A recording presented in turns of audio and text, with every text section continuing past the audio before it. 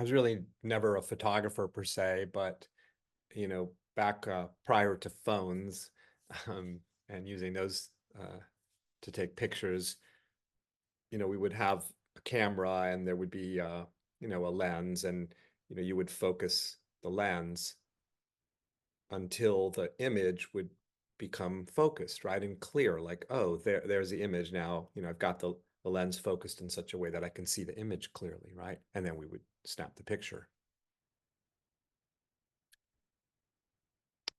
And what's amazing about experience, and if you think about, our attention as that kind of focusing device of life, of consciousness, it looks at something that seems to be here, and it seems to be here because we imagine, or it seems in one sense, that that which is being noticed has come into view. It says it's come into focus. It's there's a resolution, a clear resolution of what it is, right? And so I have identified this moment as being whatever it seems to be, being the way that it seems to be experientially, the circumstance, the situation, whatever, right? All the ways life seems to have resolved as being something identifiable. And this more or less is consensus reality, that we exist in a world where resolution actually exists, where we imagine we've been able to determine what is here, that we've been able to resolve what's here, have clarity about what's here, right? And what's just so astonishing, really, to discover, um, I don't know, somehow never-endingly astonishing to me, is that when we investigate our experience, as we do, when we come together in these meetings, we can discover that that resolution, the seeming resolution of experience, of circumstance, is a fantasy,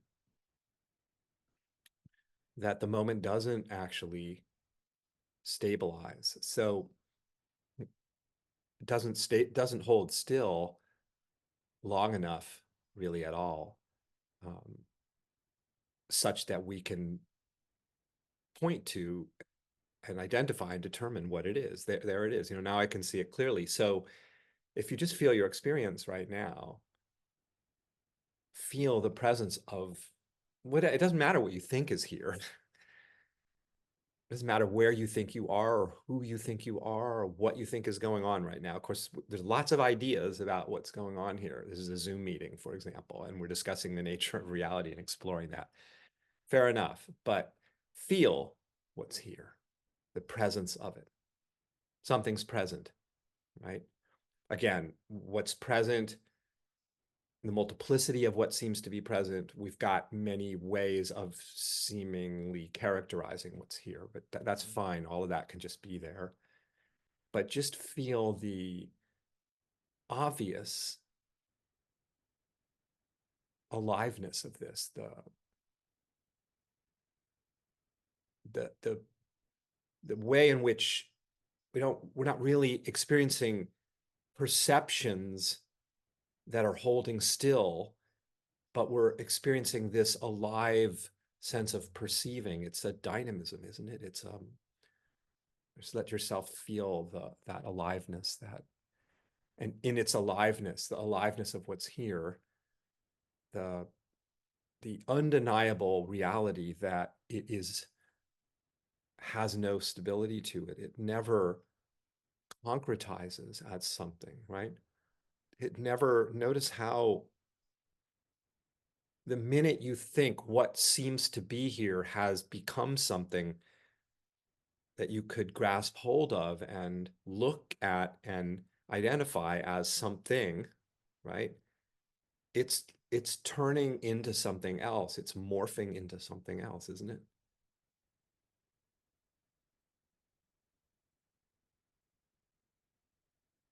Feel that. Feel how slippery it is, in the sense, slippery in the sense of, you can't grasp hold of it, right? Because it's moving away.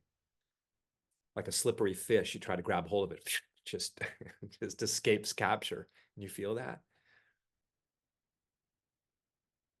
They come back to the camera analogy. It's like that lens, that focusing lens, let's say of consciousness in this case, to resolve what this is. Like, oh, this is what it is. Like now I've got the lens such that I have determined what this is because of this dynamism, this aliveness that is so palpably, obviously the case. Like it's just not static, right? It's alive. It's because of that, it's like just when it may seem as if you've arrived at a focus of like now it's holding still as this, it's like, nope, it just is morphing into something else. So it's like it never comes into clear view. Do you notice that? Not really. If you're really with it now, in this instant, which is the only time you can ever be with experience, now, it's like, oh, and let's say if you were to try to characterize the moment and say, well, it feels like this, and then you were trying to characterize it, it feels like, I don't know, like I might describe this moment of talking about this as energizing or exciting in some way. Okay, so there's that characterization. Like I've resolved what it is. It's excitement. It's enthusiasm. But what I just seemed to identify and resolved as being something that I just told you what it was, like I gave a name to it. Where is it now? It's gone. You see, it's alive. So it's like it never really comes into clear resolution, clear view. Do you feel that?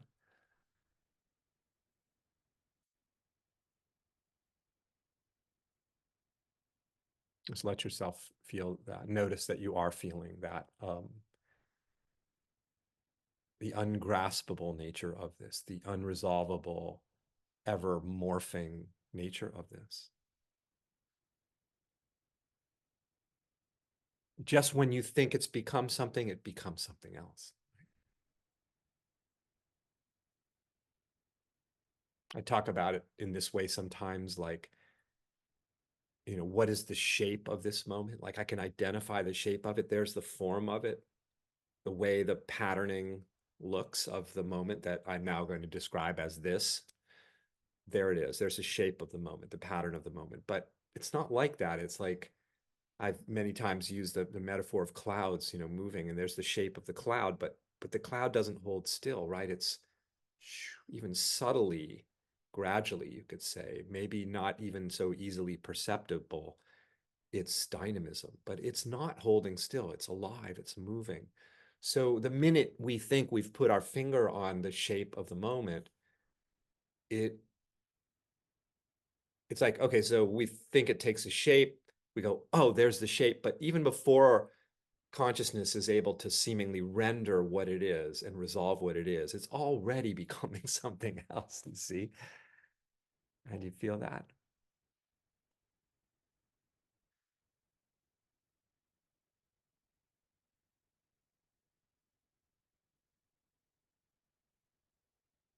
So, so as you explore your experience in this way, as you feel your experience in this way, um, don't be with what presumably was and what you labeled as you think, oh, you've resolved what it is. It's this. Oh yeah, no, I know what this is. I've grasped hold of what this is. I've resolved what this is. See that that's gone now. That's like the last second, the last microsecond. It's just gone, right? It's not here. What's here is this, and it's has no history, right? It's just that we feel that. It's got no, it has no continuity because of its ever shape-shifting nature. If it doesn't have any continuity, that's the lack of stability. If it doesn't have continuity, it's like it's not a thing enduring over time, right? I mean, this is obvious. It's obvious. And yet that single understanding is in my view, if there is such a thing as an ultimate linchpin in all of this exploration, it's that, is to see that, because it upends everything, literally.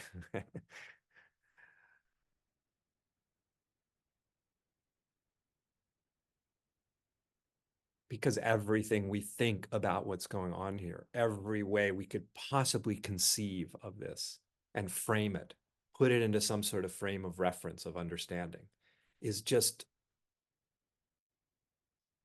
laid to waste.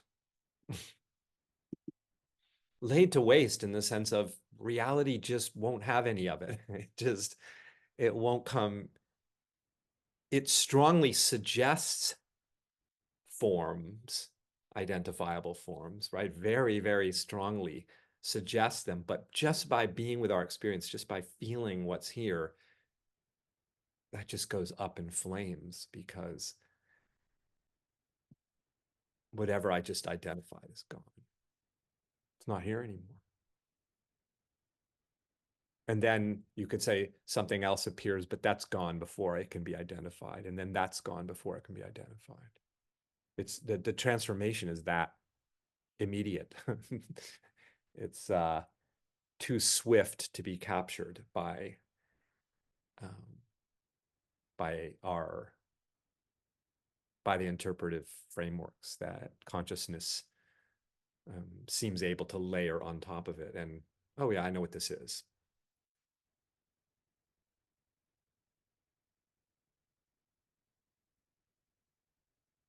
Of course, we imagine, and I think this sometimes presents as a kind of seeming stumbling block to to feeling the slippery, ever-changing nature of this, because we imagine that, oh yeah, well, I kind of get that with my subjective experience because it's so obviously dynamic. But then there's this objective world that's kind of, no, that's pretty my room's holding still, my computer's holding still, and the glass of water's holding still. It's not morphing. There it is. There's a glass of water.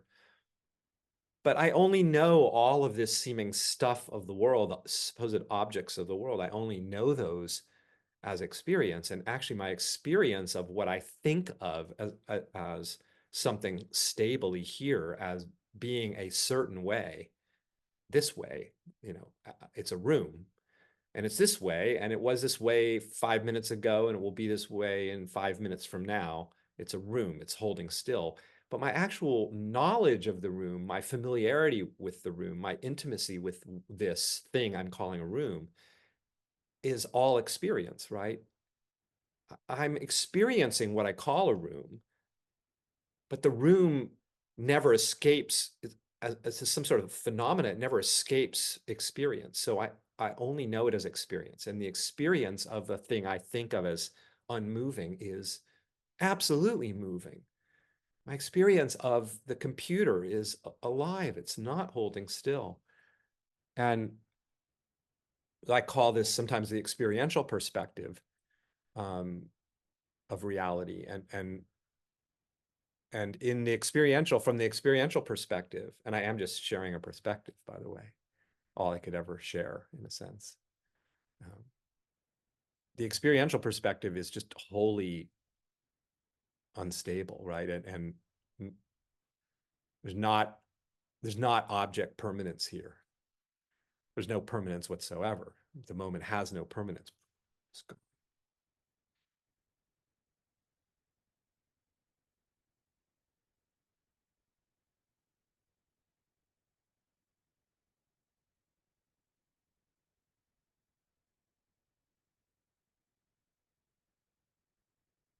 It's just, I'm really just pointing to another way you could say that this that's here could be perceived, or is being perceived in one sense. The ordinary way we perceive it, seem to perceive it, is as actual identifiable phenomena that are interacting with other identifiable phenomena, like in particular me as an identifiable subject, phenomena, individual, encountering the phenomena of the world, the phenomena of my circumstances and my experiences and my relationships and all of that, right? That's, we don't need to belabor that perspective because we all know it quite well, and tend to be fairly convinced that that's the way it is. then there's this other perspective that we're exploring, this other channel we can tune into, so to speak, of the absolute impermanence, the absolute instability of this. And this reality, this can look like and take the shape of any perspective. Uh, like, yeah, I'm seeing a tree and having a conversation with all of you, and that's a perspective. And there's no resolvable trees or flowers or people or computers or conversations or Zoom meetings or any of that. Like that we can feel that. That's what I'm inviting you to feel, that vantage of there aren't any things here.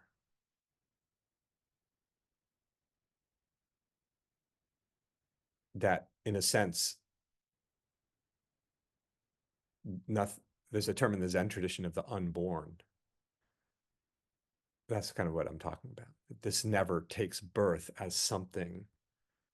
You could say it's constantly birthing, but it doesn't take a form and then just hang out for a while as that form. Like, oh, there it is. There's the birth of this.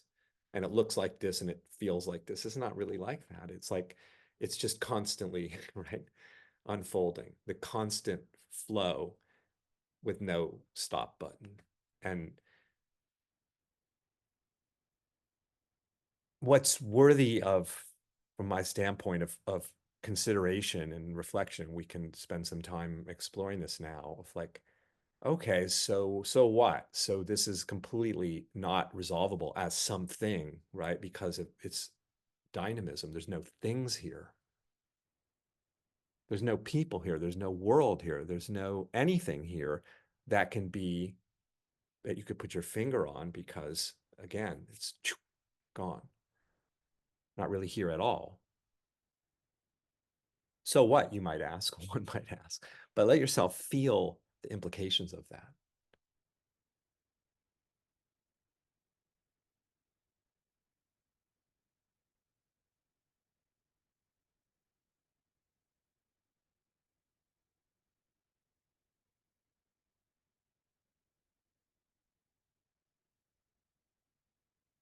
Krishnamurti titled one of his books, Freedom from the Known.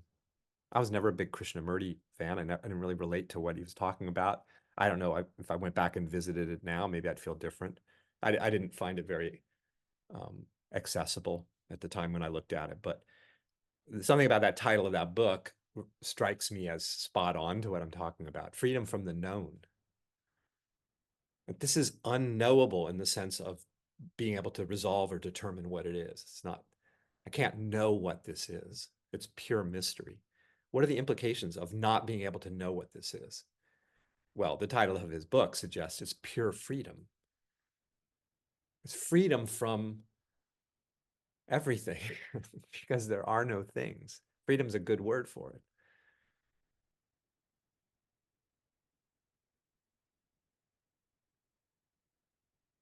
Freedom in the sense of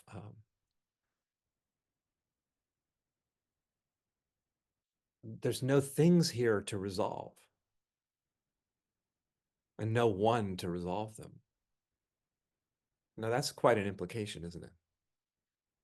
There's no things to figure out. There's no things to make sense of. There's no things to figure out how to defend myself against them or navigate them, or you see what I mean? Like, no, there's not something here in the way. There's not something here that's entangling.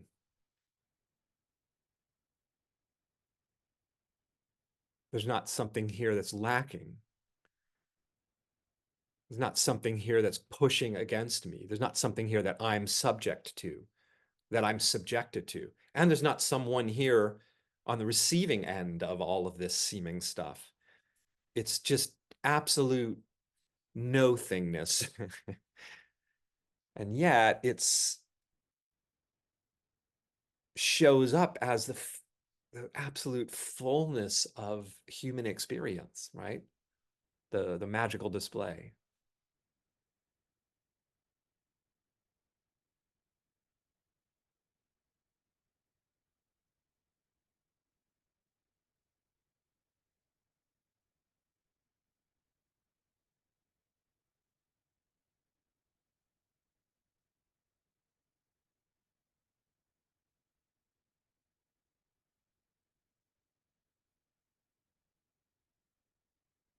It's freedom from the known is freedom from the seeming implications of knowing what things are. I know what this is, and I know that it's a problem. I know what this is, and I know that it's a threat. I know what this is, and I know that um, it's overwhelming. You see what I mean? I know what I am, and I know that I am overwhelmed. Yeah, it's a valid perspective, as all perspectives are valid from within their frame of reference. Like, yeah, it can seem like I'm a human being existing in a world, and that world is sometimes overwhelming, difficult, and so on. Like, that's a real perspective, and as all perspectives are, it can seem to be like anything, right? So we're kind of playing with perspectives here. And there's no escape. In a sense, there's no escaping perspectives. Like even the perspective that there's no things here, that this is unresolvable, is just another perspective. This is so transcendental that even saying that it's not resolvable or that it's empty, the Buddhist term for that is, even the Buddhist tradition says emptiness itself is empty.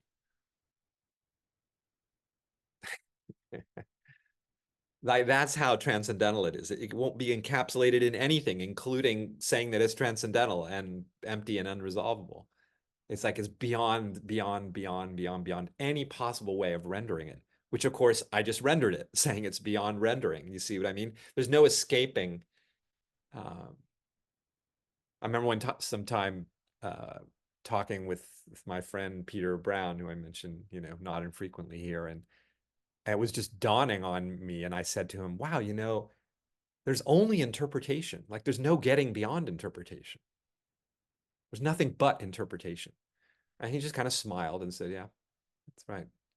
And it's like that's what I mean by, even when we feel like we've discovered something beyond all the frames of reference, it's like that becomes its own sort of subtle frame of reference, and there's nothing wrong with it. That's the emptiness dancing as something palpably, minute it's palpably here, it's sense it's become a kind of, it's been framed in one sense as, oh, here is this, even if it's just boiled down to its most basic primal, like just pure being, the primal nature of everything.